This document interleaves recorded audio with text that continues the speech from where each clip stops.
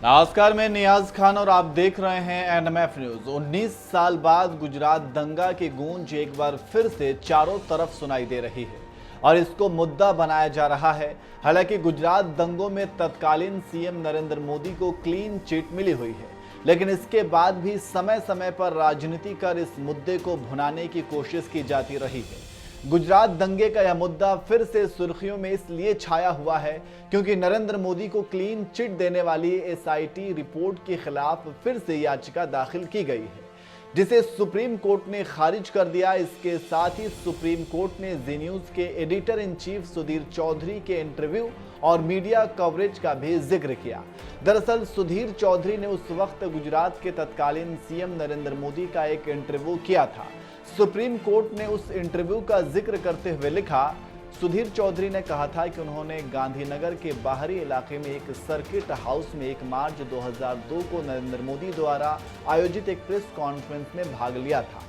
नरेंद्र मोदी उन्हें जानते थे और उन्होंने दिल्ली में पहले भी कई बार उनका इंटरव्यू किया था। उन्होंने नरेंद्र मोदी से एक इंटरव्यू के लिए अनुरोध किया था, जिसके बाद वे इंटरव्यू के लिए तैयार हो गए और उसके बाद करीब 10 मिनट तक उनका इंटरव्यू हुआ। वहीं इस इंटरव्यू के बाद गुजरात दंगों की जांच के लिए सुप्रीम कोर्ट द्वारा गठित एसआईटी ने जी न्यूज के उस इंटरव्यू को आधार बनाकर तत्कालीन सीएम नरेंद्र मोदी से पूछताछ की थी।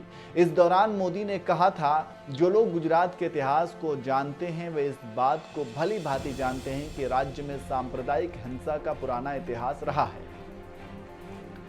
आगे उन्होंने बताया था कि 8 साल बाद उन्हें यह बात तो ठीक से याद नहीं कि तब क्या कहा था, लेकिन उन्होंने बार बार शांति बनाए रखने की बात कही थी।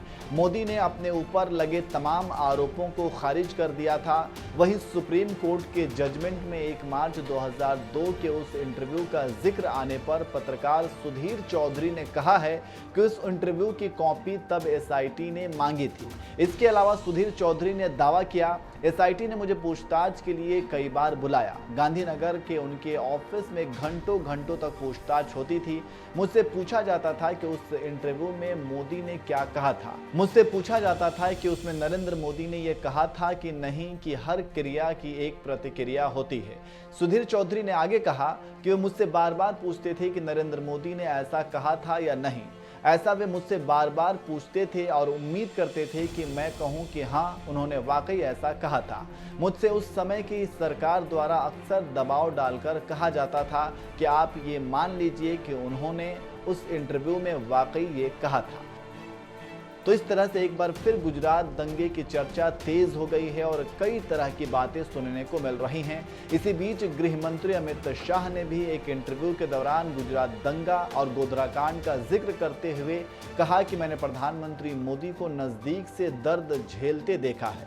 भगवान शिव की तरह विषपान किया, चुपचाप सहते रहे। तो आप समझ सकते हैं कि एक बार फिर से गुजरात दंगे का मुद्दा कैसे चर्चा का विषय बना हुआ है। आप इस खबर पर क्या कहेंगे, कमेंट करके जरूर बताएं।